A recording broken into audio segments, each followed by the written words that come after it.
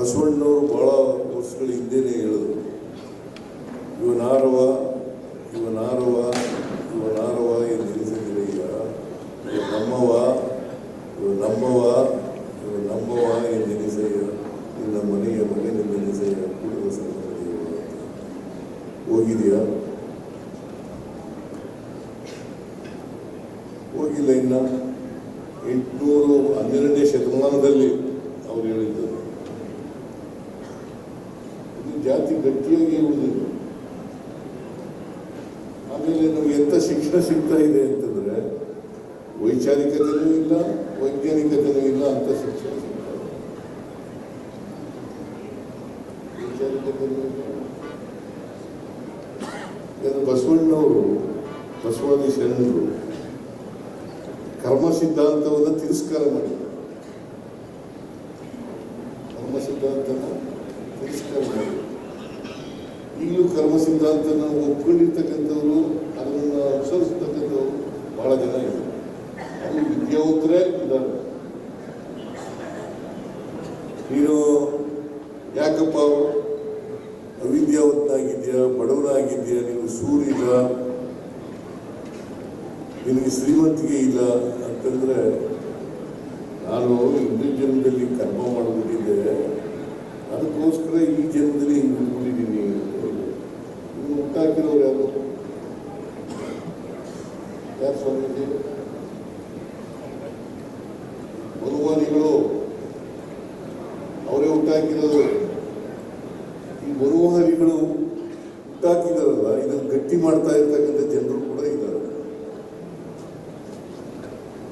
ಅದಕ್ಕೋಸ್ಕರ ಹೋಗಿಲ್ಲ. ಅದಕ್ಕೆ ನಾನು ಯಾವಾಗಲೂ ಹೇಳ್ತಾ ಇರ್ತೇನೆ, ನನ್ನ ಅನುಭವ, ಈ ಸೂಫಿಗಳು, ಸಂತರು, ಸಮಾಜ ಸುಧಾರಕರು ಇವೆಲ್ಲ ಮಾಡಿದ್ದಾರೆ. ಬಸವತಿ ಸರಕು ಇವೆಲ್ಲ ಮಾಡಿದ್ದಾರಲ್ಲ, ಸಮಾಜ ಬದಲಾವಣೆ ಆಗಬೇಕು, ಎಲ್ಲರೂ ಕೂಡ ಮಾನವರಾಗಿ ಬದುಕಬೇಕು, ಮಾನವೀಯತೆ ನೆಲೆಸಬೇಕು, ಸಮಾಜ ನಿರ್ಮಾಣ ಆಗಬೇಕು ಅಂತ ಹೇಳಿದಾರಲ್ಲ.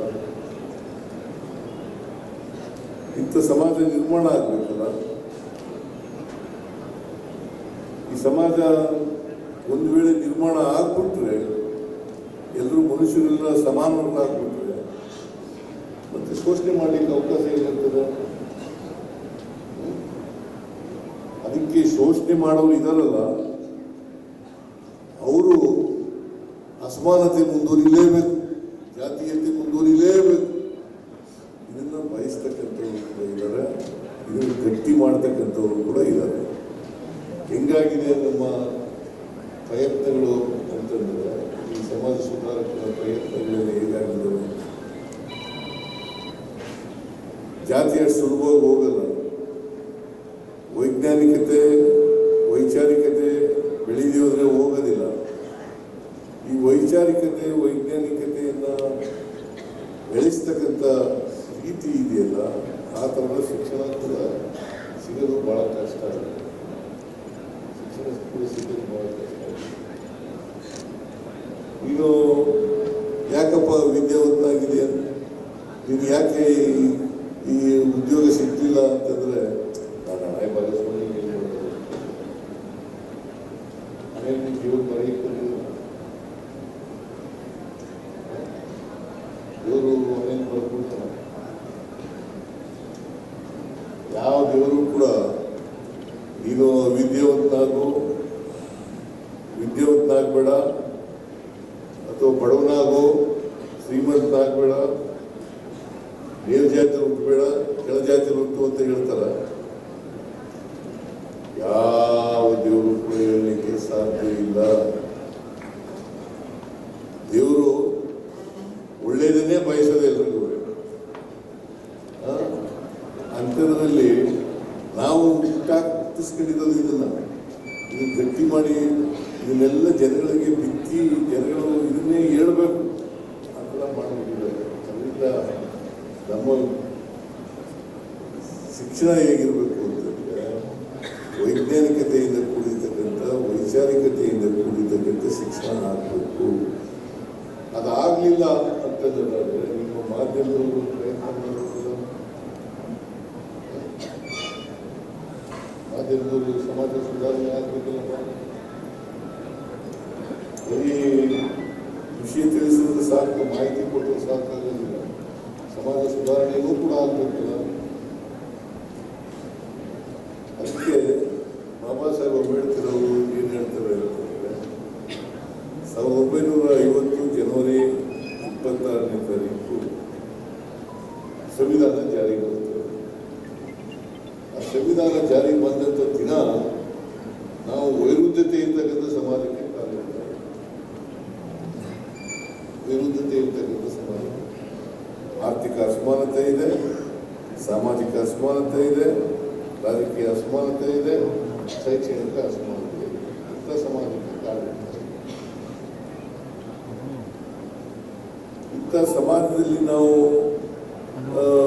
ಕಾಲಿಡಬೇಕಾದ್ರೆ ಈ ರಾಜಕೀಯ ಸ್ವಾತಂತ್ರ್ಯ ಬಂದಿದೆ ನಮಗೆ 1940 ಆಗಸ್ಟ್ ತಿಂಗಳು ಬಂದಿದೆ. 15ನೇ ತಾರೀಕು ಸ್ವಾತಂತ್ರ್ಯ ಬಂದಿದೆ. ಈ ಸ್ವಾತಂತ್ರ್ಯ ಯಶಸ್ವಿ ಆಗಬೇಕಾದ್ರೆ, ರಾಜಕೀಯ ಸ್ವಾತಂತ್ರ್ಯ ಯಶಸ್ವಿ ಆಗಬೇಕಾದ್ರೆ ಎಲ್ಲರಿಗೂ ಸಾಮಾಜಿಕ ಆರ್ಥಿಕ ಶಕ್ತಿ ಬಂದಾಗ ಮಾತ್ರ, ಸ್ವಾತಂತ್ರ್ಯ ಬಂದಾಗ ಮಾತ್ರ ಸಾಧ್ಯ. ಬಾಬಾ ಸಾಹೇಬ್ ರಾಜಕೀಯ ಸ್ವಾತಂತ್ರ್ಯ ಯಶಸ್ವಿ ಆಗಬೇಕಾದ್ರೆ ಆರ್ಥಿಕ ಸ್ವಾತಂತ್ರ್ಯ, ಸಾಮಾಜಿಕ ಸ್ವಾತಂತ್ರ್ಯ ಎಲ್ಲರೂ ಸಿಗಬೇಕು. ಅದಕ್ಕಾಗಿಯೇ ನಾವು 2003ರಿಂದ ಪ್ರಯತ್ನಗಳನ್ನು ಮಾಡ್ತಾ ಇದ್ದೇವೆ. ಅದನ್ನು ವಿರೋಧ ಮಾಡೋರು ಕೂಡ ಇದ್ದಾರೆ.